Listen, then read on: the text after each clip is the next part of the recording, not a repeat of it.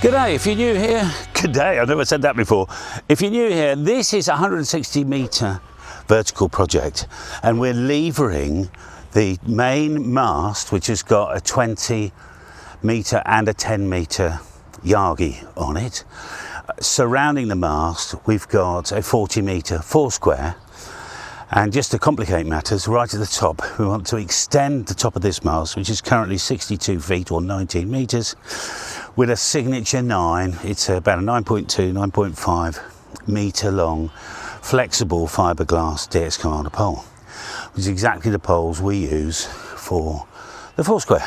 All the coax comes down from the shed at the top of the field here, down through this field to the box at the bottom. So this is our sort of mini coax distribution box. This box here is also earthed on a copper ground spiky thingy, and surrounding this whole system is roughly 800 meters of copper wire that is already in the ground for the 40 meter project.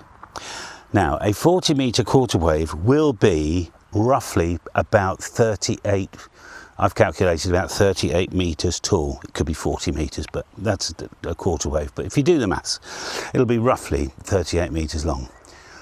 We're aiming for 28 metres, so we're short of about 10 metres. Now you can suck up that shortness, if you like, that length, by making a coil. So to start with, we will make a coil on I've got a 4-inch underground black pipe up there, which should be non-conductive completely. We can test that out though. And about 30 turns of wire, about that far apart, we will put this coil down here. We'll sight it a little way from the coax box, and we will put a feed line in to there. So the grounds will go and share the foursquare ground mat, and the feed line will come up, will bypass this, and this insulator was specifically for the 160 metre project. So we'll put the feeder, we'll come in up here, and we'll somehow tap it on to here. And what I was thinking of is have a little flexible fiberglass pole with the feed line going across to here. So as the tower or mast rotates, the feed line will go one way and then the other way, but it'll obviously stay connected here. And further, we will bond a wire up the outside of the whole, all 3 tubes, and every 3 metres we'll put a 5mm hole, 6mm tap, some ox guard, coat it all, waterproof it, so we'll have a copper wire running up the whole thing. So both will effectively radiate. That gives you the background. Now, when we took the tower down the other day, we noticed that the yagi was catching some of the trees here, and by the time we put a telescopic pole on the top of this thing as well, the trees that I'm currently standing under are going to get in the way. So join me and Dave as we do the tree cutting and organise this signature 9, and I'll see you at the end of this. Right, we're going to take the tower down, mast, whatever you want to call it.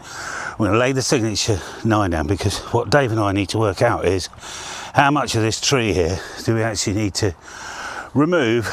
We'll do that by kind of doing a dry fit. All right, so as usual, put the sidelines on the derrick, put the big rope on the derrick, and then disconnected the derrick from the back guy. Now it's hard hat time, pull the thing over.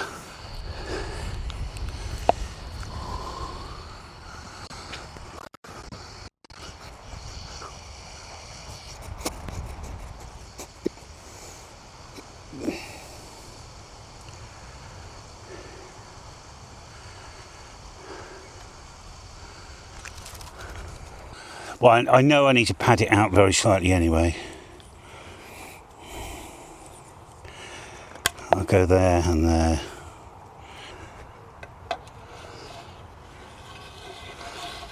We'll just stop it and no more, I reckon. I know, I've got one of these, look. Is this the one I couldn't get to work the other day? I'll try that. Oh, slip it over here.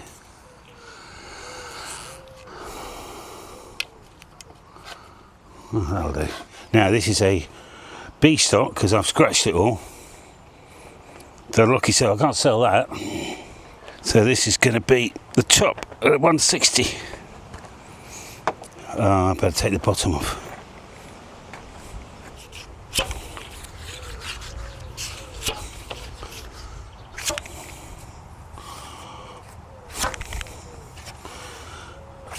There we are. Okay, so we are here and we can now see. Oh, I know what we could do, Dave. Put the tower up a bit and see where it gets in the way.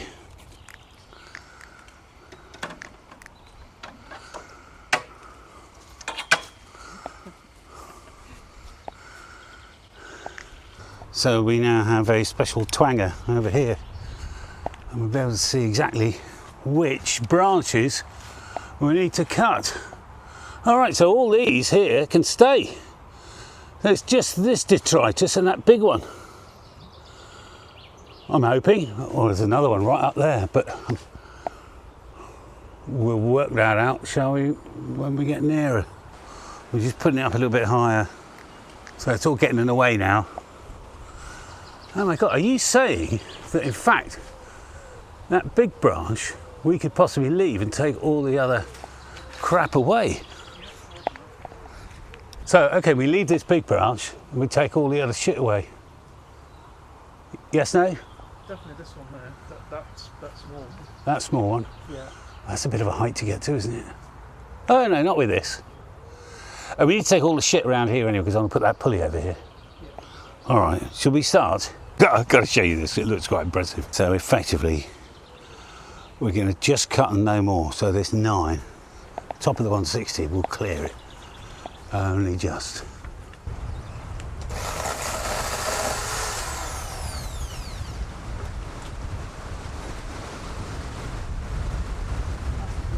Yeah.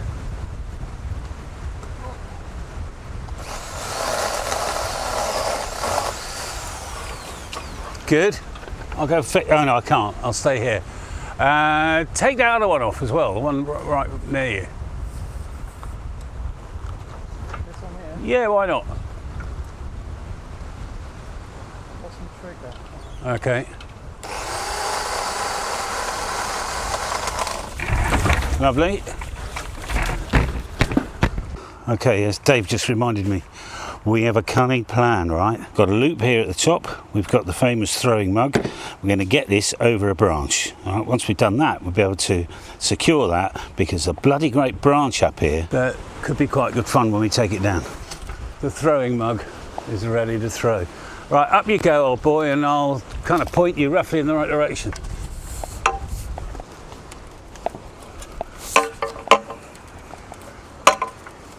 Hang on, I might be in your rope way. All right. I tell you what, I'll carry on holding it and you get up the ladder a bit further. But I've got to stand, oh wait a minute, I'm not standing on this yet. Now I am. Yeah. Right, you got your rope bit. So left a bit. That's it, drop it, when it gets some momentum on it.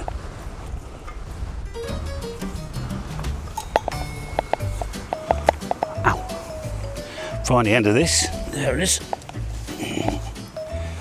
This is probably the wrong knot for any arborists out there.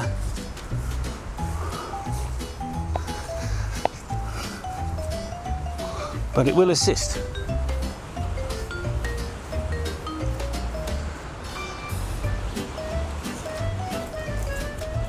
Right, now we've got a rope, so I need to get it somewhere else now.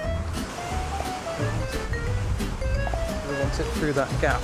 Oh Christ, yeah, we do actually. So That's a really good idea. we can use one of those trees back there, isn't it? Yeah. Over that one. Yeah, how the hell do we do that? This is Big Bertha. Promise you. Where do you think? I'd say remove that completely and let's start again. This time we'll use Big Bertha, if you can get it down. There. What do you think? So now that fork will grab it, so it will stop down here somewhere.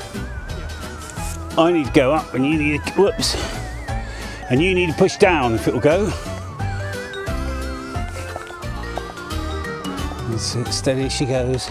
Push down if she'll go. Oh, that's enough down.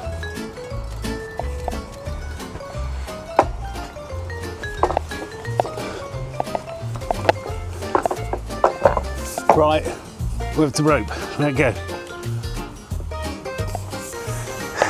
And we used what tools we had, that's the point.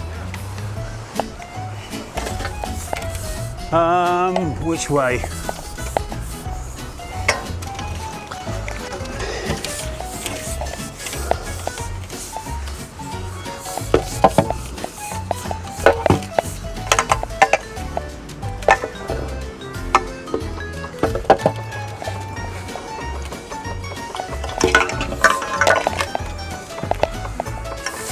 Have I got enough rope? Yeah, okay. Lovely. Well, that was actually quite good fun. We've put an anchor point about 6 or 7 metres above the branch, no, about 2 or 3 metres, 6, 7, 8 feet above the branch we want to cut. Then we've come through at the back of the tree, all right, with even higher. And then I've secured to this tree here. So when it cuts, we're not going to destroy either myself and hopefully not the bloody shed.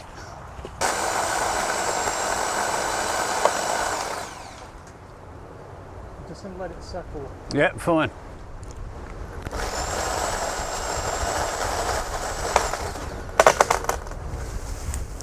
Right. That is, Yeah. And it's tied on, lovely.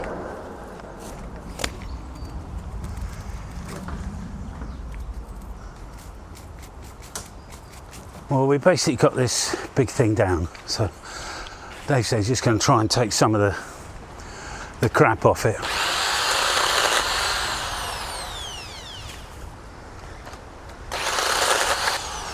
Let me pull some of this away.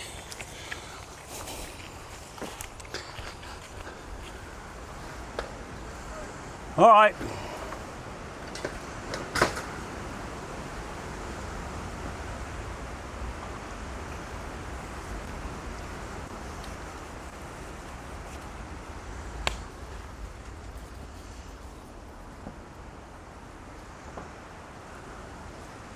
All right, I'm going to put it back down again. See what happens.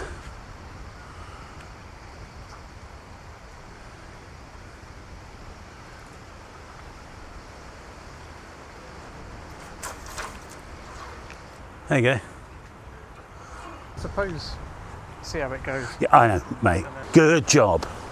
Now is the next day, and we luckily put this up in quite gusty weather yesterday. It was gusting at about 30 miles an hour, and I was not comfortable. In fact, at one point I think I said, I'm not liking this. Not liking that, you know. Because at the very top, and I haven't got all the footage because I was just doing a test lift, but luckily Dave ran a couple of cameras. At the very top, possibly difficult to see, but there is the middle guy line, which is pretty high, and the top guy line, because we're using, at the moment, quite stretchy rope, because we haven't swapped to the Dyneema yet. If you take a 9-metre telescopic pole off the top, and then apply a ton of wind load, what was happening is I was getting a mild S-shape bend at the top. And that will be for two reasons. One, because the rope is just stretchy and givey and that sort of thing. And secondly, we've got 2 steel scaffolding poles at the base here. And the very top is actually aluminium. It's what we had lying around, and it was what I was comfortable with on the weight side. So there's 2 ways out of the problem, because currently I'm bailing out of the extra tall mast. I have solution 2 for you in a minute. Solution 1A, is I will take about a week to change all these lines over to Dyneema, which is literally non-stretch. So we have a non-stretch line in. It's very difficult for the thing to move around because at the moment it's a bit wiggly woggly, right? 1B is change the top alloy pole to steel. Everything else has been upgraded around here. It's only going to add another roughly 12 kilos to the top, and we'll have no bend at all. And I sometimes wonder why I went to aluminium, but it actually was originally for the weight, because I used to manually pull this up with you know, a halyard, you know, and an 8-to-1 pulley. But since then, we installed a massive foundation here with a dead man anchor behind it, and we've got a 12-volt winch, which is good for 1,200 kilos. Now, we did an experiment not so long ago where I measured the actual weight of this whole thing when it was down, and at the time it was about 160 kilos. If we add a steel scaffold pole and not a aluminium pole, that'll probably add about another 20-25, certainly no more than 200 kilos. And this winch and the foundations, it's an old video, honestly, you could put, you know, a ton of weight, nothing would happen. So we 1A, change to the dyneema, then fit the signature 9 pole and just see how we feel then. We'll have to wait for a spot of window because these things come alive in the wind. And 1B, that and steel. Solution 2, we'll still put a coil here. Probably too many turns, okay. And we'll use this current mast as the 160 metre vertical. Because strangely enough, it's not as inefficient as you think. I know it's only 19 metres tall, but we've got 2 Yagis sitting on the top. Now that's quite interesting. That adds quite a lot of capacitance top hat. So it probably feels electrically maybe 22, 23, 24, 25 metres. But we could have 2 taps on this coil long term. One with the signature 9 sticking out the top, and another tap point for when it's off. So we'll carry on with this project, but that was a good experiment at the time, but I am not that motivated right now to continue it today, because the next job we've got to do is the smaller tower, the smaller mast. So that will be 12 metres tall, 40 feet, and that's for a mono bander. Well, it's not actually, it's for a dual band. That's for 15 and 6. That'll be a homebrew Yagi. There's a homebrew on there at the moment, although the 10 metre isn't. That was given to me. It's an SY3 from Syria, I think. In the UK, by the way, our licence conditions is for self-development in anything, all things radio, which is electronics on the one hand, but it's also things like this. What works and what doesn't work. And I'm having a ball developing this mast. So stay tuned and we'll do more, and we'll finish 160 off. But when it comes to the extension, the 9 metre extension, I think we should stall until we've at least got the dyneema on. All right, so from me here at Holly Farm, all the best. Have a great day. I'll see you on the next one. Bye for now.